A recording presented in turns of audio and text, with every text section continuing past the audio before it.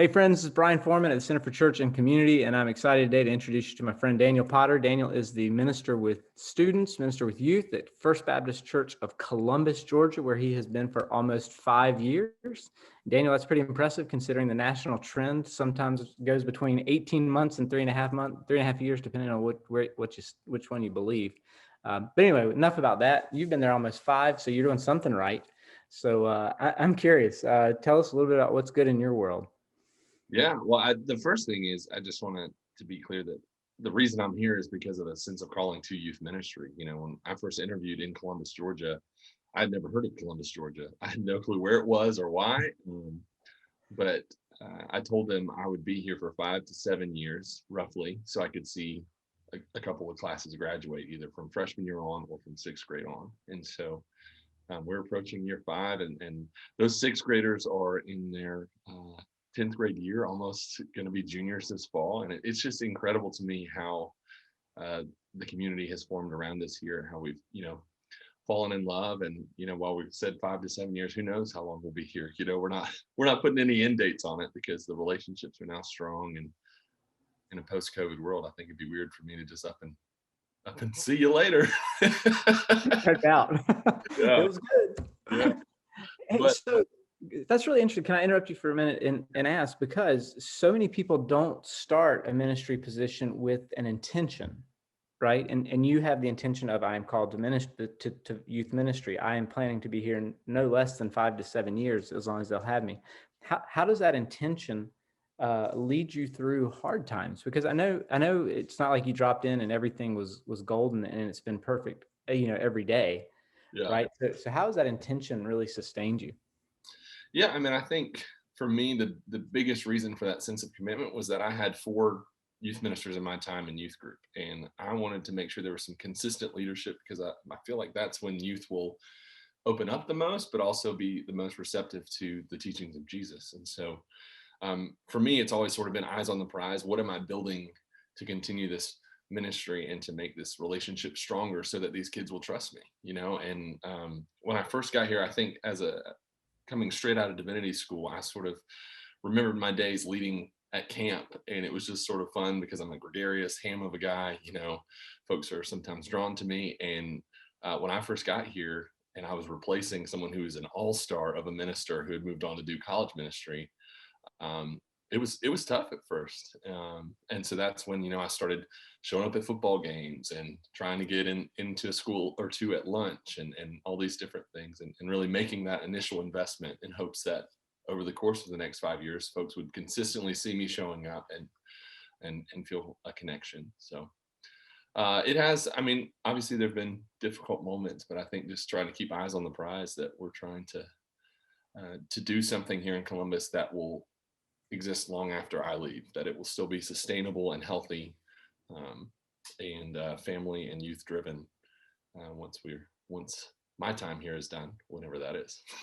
Yeah, I mean, to think about, it's amazing to watch a group go from sixth grade and mature all the way through high school. And so, you've seen that with your eighth graders, and then you've seen it with your seventh graders now, and then it'll be your sixth graders next. And I mean, I just think it's awesome. And so few people do that.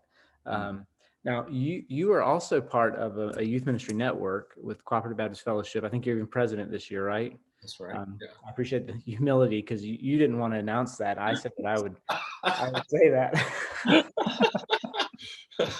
But no, all seriousness aside, but that network is life giving. I mean, you guys, it's a membership network, but this past year during COVID, you all have opened that up to anybody that wanted to participate. Can you tell us a little bit more about maybe why that, and why the network is so important? Yeah, well, I think for me, the network is so important because of how you and I know each other, Brian. When I first started here at Columbus, I was a brand new CBF fellow in the program, and I had a different set of ministerial colleagues and close friends to help walk with me through some of those difficult transition moments. And um, I knew that I could not continue to do my ministry in Columbus without having a strong network of other youth ministers who were experiencing the same thing, even if it's in a different context, right? We're all sort of dealing with the same life stage and issues that the kids have. And so, from that sort of vantage point, when I had the chance to plug in with the Youth Ministry Network, it was just a seamless sort of transition I served as the treasurer on the board and then president-elect and now president. And I have been amazed at the sense of community that's formed between those folks. And like you were saying, in 2020, we threw the doors open and said, anyone who does youth work, you're welcome here because we're all figuring this out together. And I said in a state of the network sort of email that we sent out last week, I'm so surprised that we had Oasis, our big retreat in 2020. And normally there's sort of like after you leave church camp, things fall off a little bit. But because COVID hit, we have grown closer and more connected over 2020 than I think in any year past. So, I mean, there are folks just yesterday who I was texting about everything from trying to be the hip youth minister who uses all the cool lingo to, are we going to be able to go to camp this summer? So, and everything in between. Yeah, and what's remarkable about that network is it's not just people who are new in ministry. There are some really seasoned people who have made a career of youth ministry, right? Yeah. Thinking about we probably shouldn't use last names, but there's John, obviously, who's there in Rome, and he's what, 20 something years in youth ministry. Yeah, and I want to say he's been in Rome for at least 15 years, maybe. Mm-hmm. So I think about Brian out in Texas in the Houston area, who has been there over 20 years. I know that at that current call, and is just an incredible minister. We got folks like Marnie who worked with youth and went and worked with Passport, shaping youth camp and spiritual experiences, and now is back in full-time youth ministry. And she's a rock star. So just watching her go do her thing is cool. It's been really nice because at least in Columbus, we are the only CBF church sort of in our closest vicinity. There is one across the river in Phoenix City, and we've partnered with them some, but I sort of do feel like I'm on an island. And in any town, I know there's a sense of sort of competition between youth ministries where it's like, these are our kids and those are your kids. And to have a group of youth ministers who I could turn to with ideas and not worry that they were going to then turn around and do that idea and either do it better or worse than me, has been really good. And actually from that grounding, I've been able to build more collegial relationships with folks here in town, and sort of find the right ways to talk through what we've got going on and what they've got going on, and see if there's places we can work together, because Lord knows these kids need to see that churches will work together if they're going to stay in for the long term. We know so much about what's been hard for teenagers during this pandemic era, and all the concerns about mental health moving forward and developmental things moving forward. But what are some of and I'm hitting you cold with this question, so I'm aware of that, but what are some of the good things that you've seen? What are some of those sort of unexpected blessings that you've seen with teenagers in your ministry orbit this last year? I think alongside the grief of events that they've missed, I've seen a growing sense of appreciation for things that are happening. We normally take a big trip to Panama City for our fall retreat, and this year we did it one day in town, all outdoors.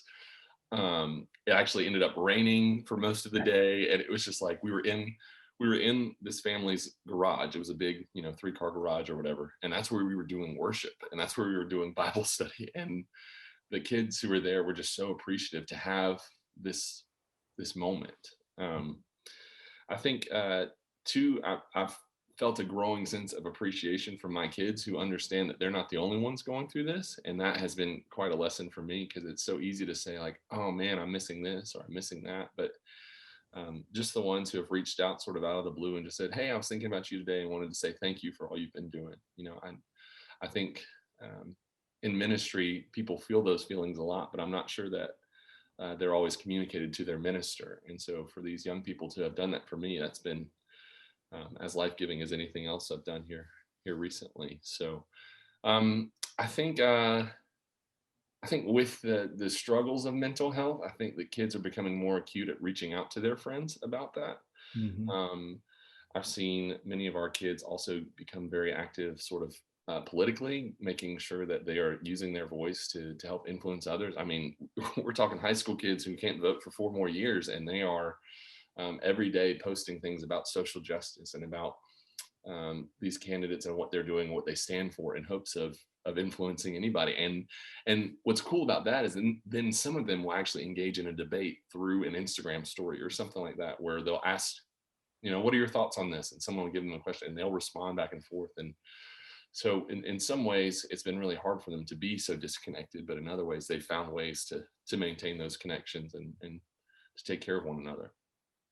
Yeah, I mean, what's fascinating about that, from reaching out to check on you, to checking on their friends, to using their voices in different social media contexts and those sorts of things, they're finding their voice. Mm-hmm. And so often we've heard this lament about teenagers that they just want to stare at their phones, or they just want to do this, or they just want to do that, and we don't stop and appreciate just what they're doing. Right? I mean, Yeah. we always look for the worst in what they're doing, and so you're really seeing the best and the normal in what they're doing. It's not even necessarily their best; it's just normal. Yeah. And finding their voices, which is a pretty powerful thing, especially when they're doing it for positive reasons. And And I'm sort of big. This is tangentially related. I mean, I'm big on communicating with the kids and their parents, and I do a lot of social media work to try and get our kids in the loop. And probably one of the most life-giving things for me this semester has been I have two mornings in normal time. We have a prayer breakfast at a local Chick-fil-A where we take kids to school on the church buses and all that. And because we haven't been able to have that, I've tried to find a way to sort of hold that space. And I've had kids record just a 1-minute devotional, whether they're reading something off an app like D365, or it's just a favorite Bible verse and they share a little bit about it.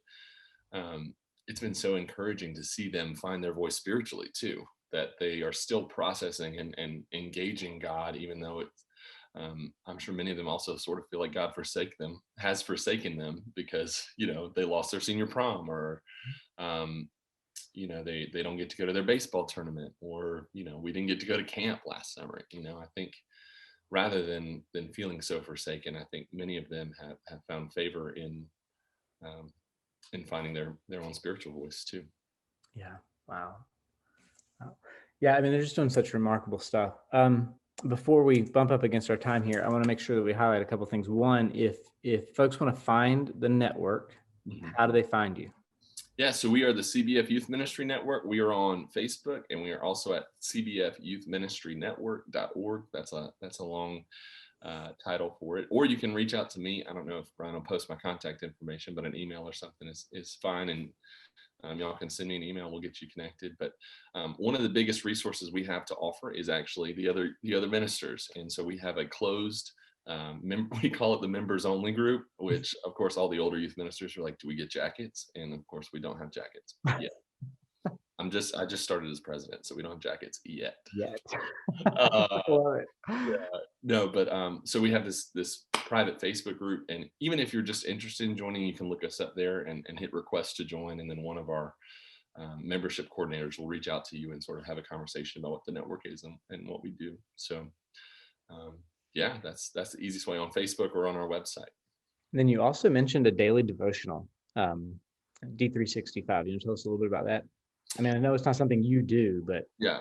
Well, I mean, I've been fortunate to write for them a few times, and it's always a big honor. D365 is a devotional resource from Passport Camps, who are a summer camp for many CBF churches and beyond. And one of the big projects they do is they have a daily devotional that is written by youth ministers, or I would assume youth professionals of some sort. And it's really a 5-minute max kind of thing, where there's a pause to sort of center yourself. There's scripture and a devotion. There's a prayer and then a benediction to send you on your way. And it's when we do have our prayer breakfast in normal time, at least twice a month, I will use D365 because it's just such an easy resource for youth, for their families. If they're riding in the car on the way to school, parent can pull it up and they can do it together and center themselves as they head into the day. So it's a really cool resource. So I need to let people know, and we'll make sure to put both of those links in the notes about this, but I need to make sure people understand that in this contentious, divisive age, you are wearing a shirt specifically for me.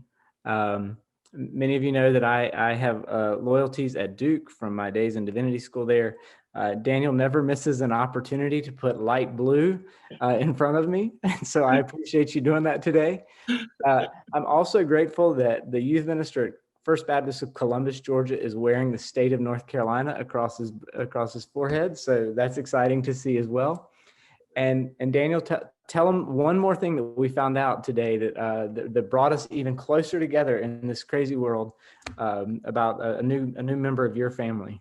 I didn't think that Brian and I could be any closer. I mean, after our time in the Fellows, we have some memories, let me tell you. But we actually just found out today that our dogs share the same birth date, and it's May of this year, or last year. So May 26th. That's Right. So we both have pandemic puppies, and they were born on the same day. So pretty exciting stuff.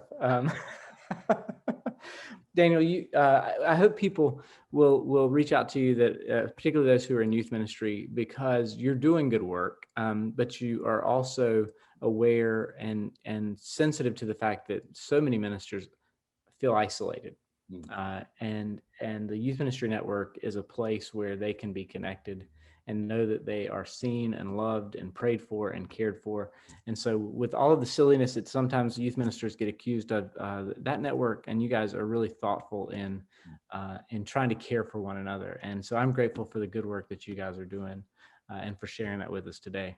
Yeah, thank you. And if I could end with just one word, that you asked me what's good at the beginning, and I just want to affirm everybody and say what's good is the work that you're doing, however you're doing, as long as you continue to keep trying to be sort of a conduit of God's love and grace for youth out there, then they are receiving something from you, and it's making a difference. So if the network or if I can support you in any way, please reach out, because we are in this together.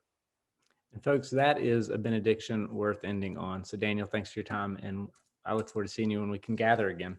Yeah, sounds good. Go Heels.